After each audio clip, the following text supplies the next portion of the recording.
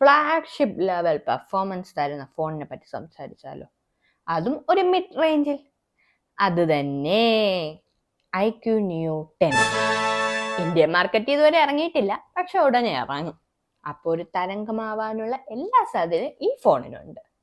Video തുടങ്ങുന്നതിന് മുമ്പ് ഇതൊരു ഡിസ്ക്ലെയിമറാണ്. ഈ വീഡിയോ പറയുന്ന എല്ലാ വിവരങ്ങളും എനിക്ക് റിസർച്ച് വഴിയാണ് കിട്ടിയത്. അതുകൊണ്ട് തന്നെ ഫോൺ ഇന്ത്യൻ മാർക്കറ്റിൽ ഇറങ്ങുമ്പോൾ ചില വ്യത്യാസങ്ങൾ ഉണ്ടാവുന്നത് സ്വാഭാവികമാണ്. എന്തെങ്കിലും തെറ്റുകുറ്റമുണ്ടെങ്കിൽ ക്ഷമിച്ചേക്കണേ. iQ Neo 10 iQ ഉന്നം വെച്ചിരിക്കുന്ന യൂസേഴ്സിന് ഒരു ഫ്ലാഗ്ഷിപ്പ് ലെവൽ പെർഫോമൻസ് ആയിരുന്ന ഫോൺ എത്തിക്കുക എന്നതാണ്. അതും എങ്ങനെ? മിഡ് റേഞ്ചിൽ.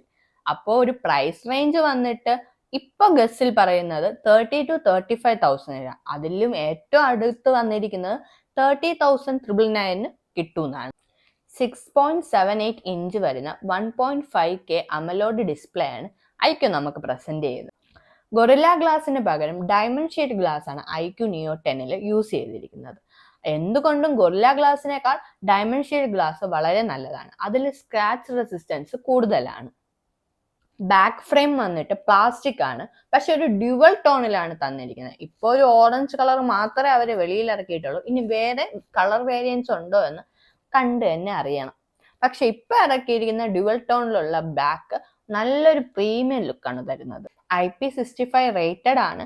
അതുകൊണ്ട് തന്നെ ഒരു സാമാന്യം വെള്ളത്തുള്ളികളും പൊടിപടലങ്ങളും ഒക്കെ നമ്മുടെ ഫോൺ റെസിസ്റ്റ് ചെയ്യും. എന്നും പറഞ്ഞാൽ ആരും പരീക്ഷിക്കാൻ പോകണ്ട. 4400 nits ആണ് പീക്ക് ബ്രൈറ്റ്നസ്. അതുകൊണ്ട് തന്നെ സൺലൈറ്റിലും സ്ക്രീൻ നല്ല വെടിപ്പായിട്ട് കാണാം.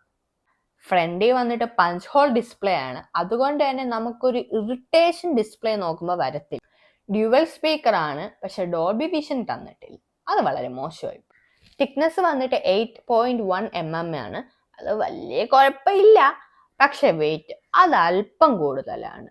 206 grams ആണ് വരുന്നത്. അത് ഒരു ഈക്വലി ഡിസ്ട്രിബ്യൂട്ടഡ് ആണ് എങ്കിലും ഒരു താരതമ്യേന അല്പം വെയിറ്റ് കൂടിയ ഫോണാണ്. ഫിംഗർ പ്രിന്റ് വന്നിട്ട് അണ്ടർ ഡിസ്പ്ലേ ഫിംഗർ പ്രിന്റ് ആണ്. അതുകൊണ്ട് തന്നെ സ്മൂത്ത് ആയിരിക്കും ഫിംഗർ പ്രിന്റ്. പ്രൊസസ്സറിനെ പറ്റി സംസാരിക്കുമ്പോൾ എടുത്തു പറയാനുള്ള പ്രൊസസ്സറാണ് ഈ ഫോണിൽ നമുക്ക് തന്നിരിക്കുന്നത്. അത് തന്നെ പുതുപുത്തൻ സ്നാപ്ഡ്രാഗൺ 8s Gen 4 ചിപ്സെറ്റ്. ഇന്ത്യയിൽ തന്നെ ആദ്യത്തെ സ്മാർട്ട് ഫോണാണ് ഈ ചിപ്സെറ്റോടുകൂടി ഇറങ്ങാൻ പോകുന്നത്. So everyone is waiting. High performance rate ആണ് നമുക്ക് iQ പ്രൊവൈഡ് ചെയ്യും എന്ന് പറഞ്ഞുകൊണ്ട് ഈ ചിപ്സെറ്റ് വഴി ഇറക്കാൻ പോകുന്നത്. വന്നാലേ അറിയൂ, എങ്കിലും വി ആർ എക്സ്പെക്ടിങ്. അതുമാത്രമല്ല, ഇതിന്റെ കൂടെ തന്നെ പ്ലസ് ഒരു എക്സ്ട്രാ ചിപ്സെറ്റും കൂടെ നമുക്ക് പ്രൊവൈഡ് ചെയ്യുന്നുണ്ട്. അത് തന്നെ Q1 ചിപ്സെറ്റ്. എന്തിനാന്നല്ലേ? Especially for graphic design. അത് തന്നെ വീഡിയോ എൻഹാൻസ്മെന്റിനും ഗെയിമിങ്ങിനായാലും നിങ്ങൾക്ക് നല്ലൊരു ഗ്രാഫിക്കൽ എക്സ്പീരിയൻസ് തരാൻ വേണ്ടിയിട്ടാണ് iQ ശ്രമിക്കുന്നത്. ഓപ്പറേറ്റിംഗ് സിസ്റ്റം വന്നിട്ട് Android 15 ആണ്. പിന്നെ അവരുടെ സോഫ്റ്റ്വെയറിനെ പറ്റി പറയണ്ടല്ലോ. ഫൺടച്ചിന് 15 ആണ് ഇപ്പോൾ ഓടിക്കൊണ്ടിരിക്കുന്നത്. ഫൺടച്ചിന് ചെറിയ പോരായ്മകളൊക്കെ ഈ കാലാകാലങ്ങളിൽ ഉണ്ടായിരുന്നു എങ്കിലും അതൊക്കെ റെക്ടിഫൈ ചെയ്ത് നല്ലൊരു സോഫ്റ്റ്വെയർ എക്സ്പീരിയൻസ് തരാൻ iQ ശ്രമിക്കുന്നുണ്ട്. അതൊരു അപ്രീഷിയേറ്റബിൾ മൂവാണ്. സ്റ്റോറേജ് അത് തന്നെ ബേസ് വേരിയന്റ് ആയിട്ട് തന്നെ 8GB റാമും 256 ഇന്റേണൽ സ്റ്റോറേജും ആണ്. അതിൽ തന്നെ വേരിയന്റ് ആയിട്ട് 12GB റാമും 512 ഇന്റേണൽ സ്റ്റോറേജ് നമുക്ക് iQ തരുന്നുണ്ട്. എത്രത്തോളം എക്സ്പാൻഡബിൾ ആണെന്ന് വന്നു കഴിഞ്ഞാൽ അറിയാൻ പറ്റും. ബാറ്ററി അത് തന്നെ ബാറ്ററി വന്നിട്ട് 7000 mAh ബാറ്ററിയാണ് അവർ നമുക്ക് പ്രൊവൈഡ് ചെയ്യുന്നത്. ഒരു ദിവസം എന്തായാലും പോകും. പക്ഷെ ഇച്ചിരി ഹെവി യൂസ് ഒക്കെ ആണ് എങ്കിൽ ഒരു 8 hours ഒക്കെ കഴിഞ്ഞിട്ട് മിക്കവാറും ചാർജ് ചെയ്യേണ്ടി വരും.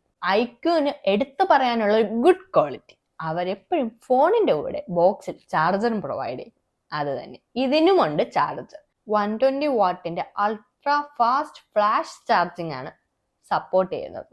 അതുകൊണ്ട് തന്നെ ചെറുന്ന് ചാർജ് കയറിക്കോളും. ഒരുപാട് നേരം നമ്മൾ അതിനു വേണ്ടി ഇൻവെസ്റ്റ് ചെയ്യേണ്ടി വരില്ല. Next camera. ഡ്യുവൽ ലെൻസിന്റെ ക്യാമറയാണ് നമുക്ക് ചെയ്യുന്നത്. ആദ്യത്തെ മെയിൻ ക്യാമറ വന്നിട്ട് 50 MB OISോടുകൂടിയുള്ള ക്യാമറയാണ്. Optical image stabilization. നിങ്ങൾ എത്ര കുലുങ്ങിയാലും വീഡിയോ കുലുങ്ങത്തില്ല. നല്ല ക്ലാരിറ്റിയിൽ സാധനം കയ്യിൽ കിട്ടും. പറയാനുള്ളത് സോണിയുടെ LYT 600ന്റെ ലെൻസാണ് യൂസ് ചെയ്തിരിക്കുന്നത്. അതുകൊണ്ട് തന്നെ നമുക്കൊരു ഗുഡ് ക്വാളിറ്റി പിക്ചർ എക്സ്പെക്ട് ചെയ്യാം. രണ്ടാമത്തെ ക്യാമറ 8 MB അൾട്രാ വൈഡ് ക്യാമറയാണ്. എന്തുകൊണ്ടും നല്ലൊരു ഓപ്ഷൻ ആണ് എന്ന് നമുക്ക് തോന്നും. സെൽഫി ക്യാമിനെ പറ്റി പറയുകയാണെങ്കിൽ 16 MB ക്യാമറയാണ് നമുക്ക് തരുന്നത്. അതിനോട് ഞാൻ അത്രയും യോജിക്കുന്നില്ല.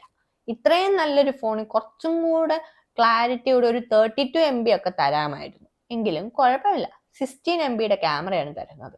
വീഡിയോ റെക്കോർഡിങ്ങിന്റെ കാര്യം പറയുകയാണെങ്കിൽ മെയിൻ ക്യാമറ വെച്ചിട്ട് 4K 60 FPS നമുക്ക് വീഡിയോ ഷൂട്ട് ചെയ്യാമെങ്കിലും സെൽഫി ക്യാമിൽ ഒരിക്കലും നമുക്ക് പറ്റത്തില്ല. കാരണം എന്താണ്, 16 MB ക്യാമറ മാത്രമേ നമുക്ക് പ്രൊവൈഡ് ചെയ്യുന്നുള്ളൂ.